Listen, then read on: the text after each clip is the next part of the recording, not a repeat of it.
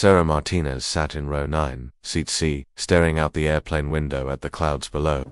To everyone around her, she looked like just another passenger heading home from a business trip. Her simple black jacket and worn sneakers didn't catch anyone's attention. At 42, she had learned to blend in, to be invisible when she needed to be. The businessman next to her had already made it clear what he thought of her. When she'd asked to squeeze past him to get to her seat, he'd looked her up and down, with obvious disgust. Great, he'd muttered loud enough for her to hear. Stuck next to some nobody for 3 hours. Sarah had said nothing. She'd heard worse. Much worse. Behind her, 2 college girls were complaining about the old flight attendant who'd asked them to put their phones away during takeoff. She's probably been working here since planes were invented. One of them laughed. Look at her, trying to remember which button to push.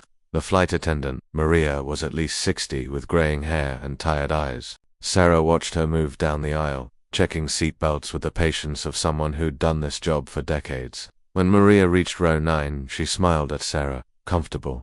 Yes, thank you, Sarah replied softly. The businessman rolled his eyes. Finally, someone who doesn't need special attention, he said sarcastically. Sarah's jaw tightened, but she kept quiet.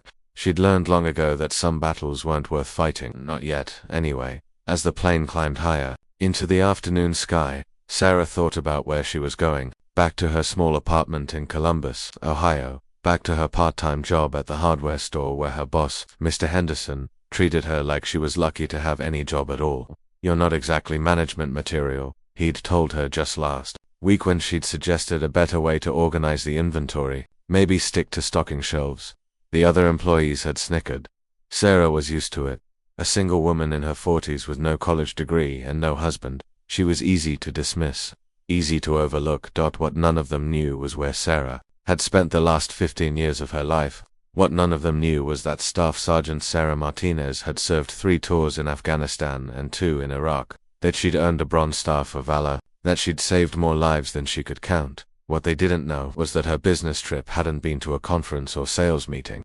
She'd been in Washington, D.C., at a classified debriefing, because even though she'd left active duty 2 years ago, the country still called on her when they needed someone with her very special skills. But looking at her now, in her simple clothes with her quiet manner, nobody would guess. That was exactly how she'd trained herself to be, invisible, underestimated, forgotten. The businessman was on his phone now, speaking loudly about some deal he was closing. Trust me, I know talent when I see it, he was saying. Some people have it, some people don't. It's obvious who's who. He glanced at Sarah as he said it, smirking. Sarah pulled a book from her bag and opened it. The title was Gardening for Beginners. It wasn't what she was really reading, of course, but the cover served its purpose. Nobody looked twice at a middle-aged woman reading about tomatoes. Underneath the fake cover was a technical manual about aircraft systems. Sarah had been studying it for months, preparing for situations exactly like the one that was about to unfold. She noticed at first a slight change in the engine sound, just a tiny shift that most people would never catch. Sarah's trained ear picked it up immediately. She glanced toward the cockpit, then checked her watch. They were 45 minutes into the flight. The businessman was still talking loudly. The college girls were watching a movie on their tablets. Nobody else seemed to notice anything wrong. But Sarah knew. She could feel it in the way the plane was handling. Something was happening. Something the pilots were probably just becoming aware of themselves. She closed her book and quietly unbuckled her seatbelt. It was time to stop being invisible. The plane shuddered slightly, and Sarah felt her stomach drop, not from turbulence, but from recognition. That wasn't a normal flight pattern. She'd felt this exact sensation before. In a military transport over the mountains of Afghanistan when they'd lost hydraulic pressure. Around her, passengers were starting to notice something was wrong. The businessman finally stopped his phone call and looked around nervously. The college girls paused their movie.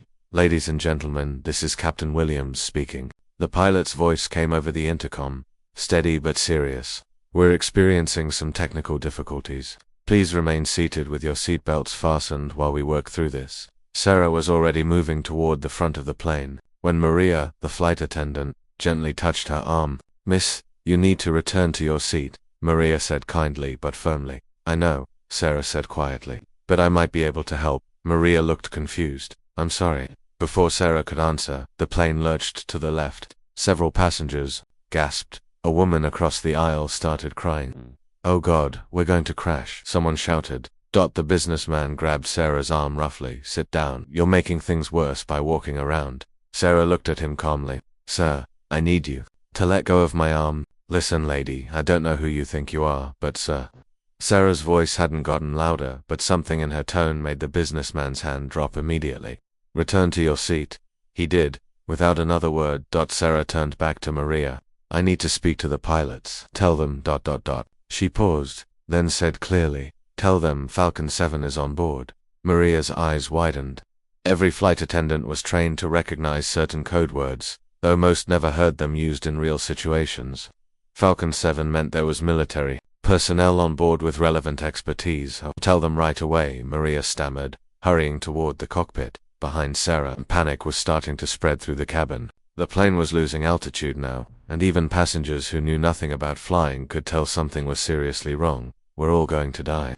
The woman across the aisle wailed.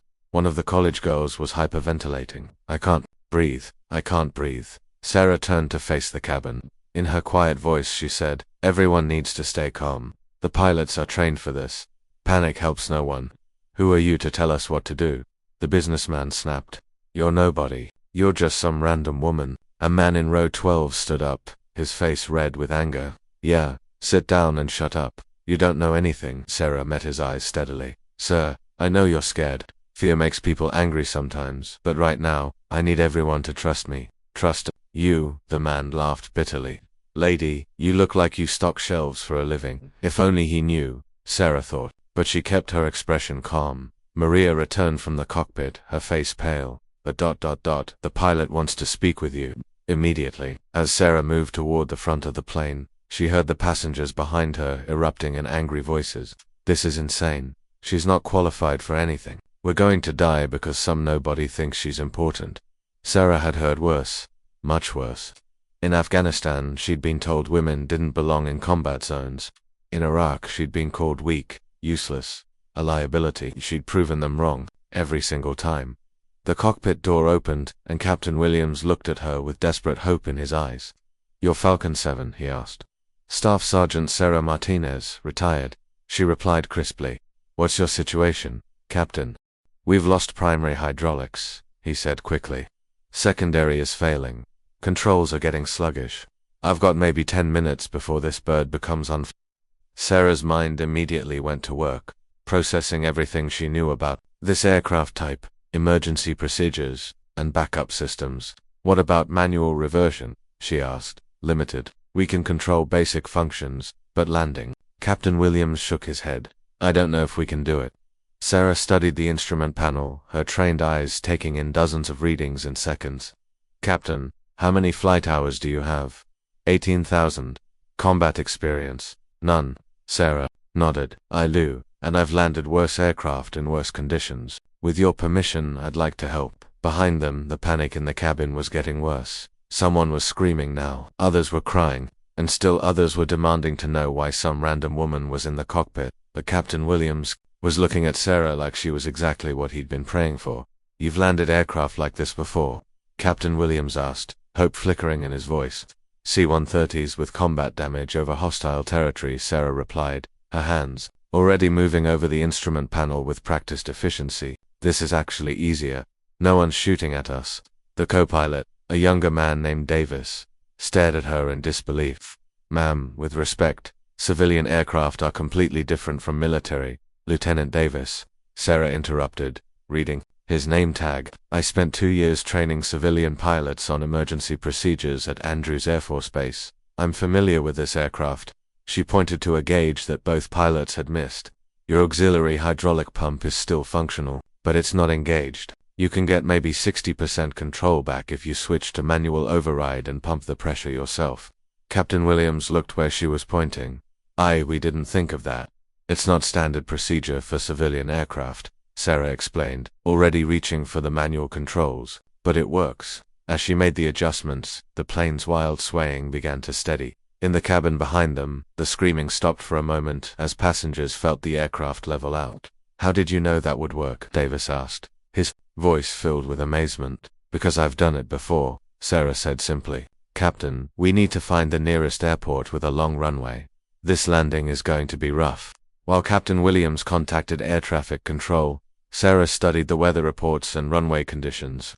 Behind her, she could hear the passengers in the cabin, their voices carrying through the thin cockpit door. What's happening? Why did we stop falling? I don't know, but I think that woman is actually helping somehow. That's impossible. She's nobody. But not everyone was convinced she was nobody anymore. Maria, the flight attendant, had been watching Sarah work, and the older woman's experienced eyes recognized competence when she saw it. "Excuse me," Maria said quietly to the businessman who had been so rude earlier. "That woman just stabilized our aircraft. Maybe you should show some respect." The businessman's face turned red. "I don't care what she did. She's still just some nobody who got lucky." But his voice lacked conviction now. Deep down, he was starting to realize that his assumptions might have been wrong down in the cockpit.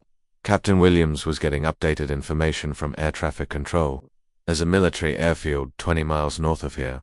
Longer runway, better emergency equipment. That's our best option," Sarah agreed. "Captain, I need you to listen carefully. When we approach, your instinct will be to try to grease this landing. Don't. We're going to come in fast and hard. It's the only way to maintain control with limited hydraulics."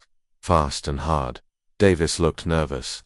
"That goes against everything we've been trained to do. Your training is for normal situations," Sarah explained patiently. "This isn't normal. In combat, you learn that sometimes the only way to save everyone is to do exactly what your training tells you not to do." She turned to face both pilots.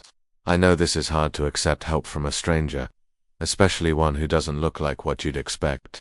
But right now, your passengers' lives depend on trusting someone who's been where you are." Captain Williams met her eyes. "What rank did you hold?" "Staff Sergeant, but I was cross-trained as a flight engineer. I've talked more pilots through emergency landings than I can count. Combat decorations, Bronze Star with Valor, Purple Heart, Combat Action Badge." Sarah's voice was matter-of-fact, like she was reading a grocery list. Both pilots stared at her with new respect. Even Davis's skepticism was fading. "Ma'am," Captain Williams said formally, "I'm placing this aircraft under your guidance." In the cabin, passengers were starting to realize that the woman they'd dismissed and mocked might be the reason they were still alive. The college girls who had complained about Maria were now holding the older flight attendant's hands, drawing comfort from her steady presence. The businessman was quiet now, staring out the window with a sick expression on his face. Not from fear of the flight, from the growing realization of how wrong he'd been. But Sarah wasn't thinking about any of that. Her entire focus was on the approach ahead. She'd done this before, but never with so many civilian lives depending on her. In combat, everyone on the aircraft was trained for emergencies. These passengers were scared civilians who were counting on her to get them home safely. 14 minutes to landing, Captain Williams announced. Sarah nodded, her hands steady on the controls she'd taken over. "Ladies and gentlemen," she said into the intercom, speaking to the passengers for the first time since the emergency began, "this is going to be a rough landing, but we're going to make it. I need everyone to follow the flight attendant's instructions exactly. Trust your crew. We're bringing you home." Her voice was calm, confident, and completely in control. In the cabin, passengers who had been panicking began to feel something they hadn't felt since the crisis started. Hope, but the hardest part was still ahead. 5 minutes out, Captain Williams announced, his voice tight with concentration. Sarah's hands moved over the controls with the fluid precision of someone who had done this in situations far more dangerous than anyone on this plane could imagine. Through the cockpit windows, she could see the military airfield ahead, its long runway stretching out like a lifeline. "Emergency vehicles are in position," Davis reported, reading the radio communications. "Ambulances, fire trucks, the whole works good," Sarah said calmly. "Captain, I need you to maintain exactly 180 knots on approach. Any faster and we won't be able to stop. Any slower and we'll stall." 180 knots is way too fast for a normal landing, Davis protested. "This isn't a normal landing," Sarah reminded, "and with limited hydraulics. We need that speed to maintain control, authority. Trust me." In the cabin behind them, Maria was moving through the aisles, checking that everyone was in the proper position for emergency landing. The passengers were finally listening to her instructions without complaint. "Head down, arms crossed," she told them firmly. "When we touch down, it's going to be rough, but the aircraft is built for this." The businessman who had been so rude to Sarah earlier raised his hand tentatively. "Miss ... the woman in the cockpit ... Who is she really?" Maria looked at him with the wisdom of someone who had worked with people for 30 years. Someone who's been serving her country while people Like you were taking her for granted. His face flushed with shame. Near the front of the cabin, one of the college girls was crying quietly. I said awful things about you, she whispered to Maria. I'm so sorry, honey, Maria said gently. Fear makes people say things they don't mean. What matters is how we treat each other when it counts. In the cockpit, Sarah was lining up for final approach. The runway was getting bigger in the windscreen, but she could feel the aircraft's controls getting more and more sluggish as the hydraulic pressure continued to drop. 2 minutes, Captain Williams said. I can see the runway, Sarah replied. Captain, when I say now, I need you to cut the engines to idle. Not before, not after. Timing is everything. Cut to idle on a fast approach. Davis looked terrified. That's insane. No, Sarah said firmly. That's how you save lives when the book doesn't have the answers. She could see the emergency vehicles lined up along the runway, their lights flashing. Men and women in uniforms were waiting to help, just like she'd been trained to do for so many years. 1 minute out, Captain Williams announced to the cabin. Brace for impact. Sarah felt the familiar calm that always came over her in moments like this. It was the same feeling she'd had when her convoy hit an IED in Kandahar, when their helicopter took fire over Baghdad, when everything depended on her keeping her head while everyone else was losing theirs. 30 seconds, she said quietly. Captain, get ready. The runway was rushing up toward them now. Too fast, Davis was thinking. Way too fast. But Sarah had done this before. She knew exactly when to make the call. Now, she commanded. Captain Williams cut the engines to idle. The aircraft's nose dropped slightly, but Sarah was ready for it. She pulled back on the controls, feeling the sluggish response of the damaged hydraulics. The runway filled the windscreen. Sarah could see individual markings on the asphalt now. Come on, she whispered to the aircraft. Just a little more. The main landing gear touched down with a tremendous bang that shook the entire plane. Passengers screamed as they were thrown forward against their restraints. The aircraft bounced once, twice, then settled onto the runway. But they were going too fast. Much too fast. Reverse thrust. Sarah shouted. Everything you've got. Captain Williams slammed the thrust reversers to maximum. The aircraft shuddered and groaned as the engines fought to slow them down. Through the windscreen, Sarah could see the end of the runway approaching. They weren't going to stop in time. Emergency brakes, she ordered. All of them. But the tires, better blown tires than a crashed airplane, Sarah said grimly. The brakes screamed in protest. Smoke poured from the landing gear as the tires fought for grip on the asphalt. The aircraft shook violently as it slowed, but it was still moving too fast. Sarah made a split-second decision. Captain, ground steering, hard right. We're going to use the overrun area. That's rough terrain. It's better than a fence, Sarah replied, already turning the aircraft off the main runway. The plane lurched and bounced as it hit the softer ground beyond the runway. Passengers were thrown around in their seats, but the restraints held. The rough terrain was doing what the brakes couldn't, slowing them down. Finally, with a shuddering groan, the aircraft came to a complete stop. For a moment, the cockpit was completely silent. Then Captain Williams turned to Sarah with tears in his eyes. You just saved 127 lives, he said quietly. Sarah was already unbuckling her harness. No, Captain, we all did. Now let's get these people safely off this aircraft. Within minutes, the airplane was surrounded by emergency vehicles. Paramedics and firefighters moved efficiently through the cabin, checking every passenger for injuries. Miraculously, aside from some bumps and bruises, everyone was fine. Passengers filed off the aircraft. Sarah hung back, helping Maria ensure that no one was left behind. She had no desire to be the center of attention. She'd done her job, and now she wanted to fade back into the background where she was comfortable. But that wasn't going to happen. Captain Williams was standing at the bottom of the emergency slide, speaking urgently to a man in a military uniform, Colonel Peterson, the base commander. Sir, you need to understand, the captain was saying. Without her, we would have lost everyone. I've been flying for 20 years, and I've never seen anything like it. The businessman who had been so rude to Sarah was standing nearby, overhearing the conversation. His face was pale, and his hands were shaking, not from the landing, but from shame. Excuse me, he interrupted. Captain, the woman you're talking about, what's her name? Staff Sergeant Sarah Martinez, Captain Williams replied. Retired. But sir, she saved this aircraft with knowledge I didn't even know existed. The businessman closed his eyes. I called her a nobody, he whispered. I told her she was nothing. While she was sitting there, probably already knowing something was wrong with the plane. Colonel Peterson was taking notes. Captain, I'll need a full report. What this woman did today, it needs to be documented. There are protocols for civilian heroism, especially from retired military personnel. Near the hangar, local news crews were arriving. Word had spread quickly about the emergency landing and the mysterious passenger who had helped save the plane. Sarah saw the reporters and immediately changed direction, heading for a side exit. But Maria caught her arm. "Where are you going, honey?" "Home," Sarah said simply. "My job here is done. Your job." Maria looked at her with admiration. "Sarah, what you did today, people need to know about it." "No," Sarah said firmly. "They really don't. I'm not a hero, Maria. I'm just someone who was in the right place at the right time with the right training." But word was already spreading among the passengers. The college girls who had mocked Maria earlier were telling everyone who would listen about the amazing woman who had saved them all. Their social media posts were already going viral. The businessman found Sarah as she was trying to leave through the side door. "Ma'am," he said, his voice breaking, "I need to apologize.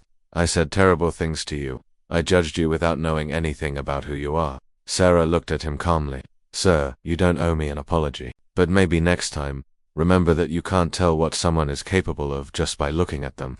"But I do owe you an apology," he insisted. "And more than that, I own a consulting firm. We help companies find talent, real talent. If you ever need anything, a job, a reference, anything, please call me." He handed her his business card with trembling hands. Sarah looked at the card, then at his earnest face. "Thank you, but I already have a job. Stocking shelves," he said quietly. "Captain Williams told me." "Ma'am, that's not right. Someone with your skills."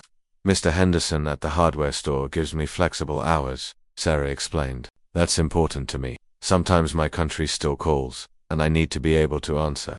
The businessman stared at her in amazement. Even now, even after everything, she was still putting service above recognition. 3 weeks later, Sarah was back at Henderson's hardware, restocking paint supplies, when Mr. Henderson approached her with a strange expression on his face. "Sarah," he said awkwardly, "I just got a phone call from the Pentagon. They want to talk to you about some kind of civilian service award." Sarah didn't look up from the paint cans. "I'll call them back on my break. And there's something else," Mr. Henderson continued. "That businessman from the airplane, he called to. He wants to offer you a job making more money than I pay you in 5 years." Now Sarah did look up. "Mr. Henderson, are you trying to get rid of me?" The old man's face softened. "Sarah, I've been thinking about what that news report said, about what you did on that aeroplane, and I realized, I never really knew who you were, did I?" "I'm the same person I've always been," Sarah said quietly. "No," Mr. Henderson shook his head. "I'm the same person I've always been, small-minded, quick to judge you. You're someone I never bothered to see clearly." He paused, then said, "I'm making you assistant manager, full-time, if you want it. And Sarah, thank you for your service. I should have said that a long time ago." That evening, Sarah sat in her small apartment, reading the dozens of messages that had poured in from around the country. People who had seen the news story were thanking her, praising her, calling her a hero, but the message that meant the most came from Maria, the flight attendant. "Sarah, you showed all of us what real strength looks like. It's not about being loud or demanding attention. It's about being ready when people need you most. Thank you for reminding an old flight attendant that heroes come in all shapes and sizes, and sometimes they're sitting quietly in row 9, waiting for their moment to serve." Sarah smiled and closed her laptop. Tomorrow she would go back to work at the hardware store. She would help customers find the right screws and explain the difference between latex and oil-based paint. She would be, to most people, just a quiet woman in her 40s who lived alone and kept to herself. But now she knew that some people, the ones who mattered, understood the truth. Heroes aren't always the loudest voices in the room. Sometimes they're the quiet ones, the overlooked ones, the people others dismiss as nobody. Sometimes the most extraordinary people are hiding in the most ordinary places, waiting for the moment when their service is needed most, and when that moment comes, they're ready.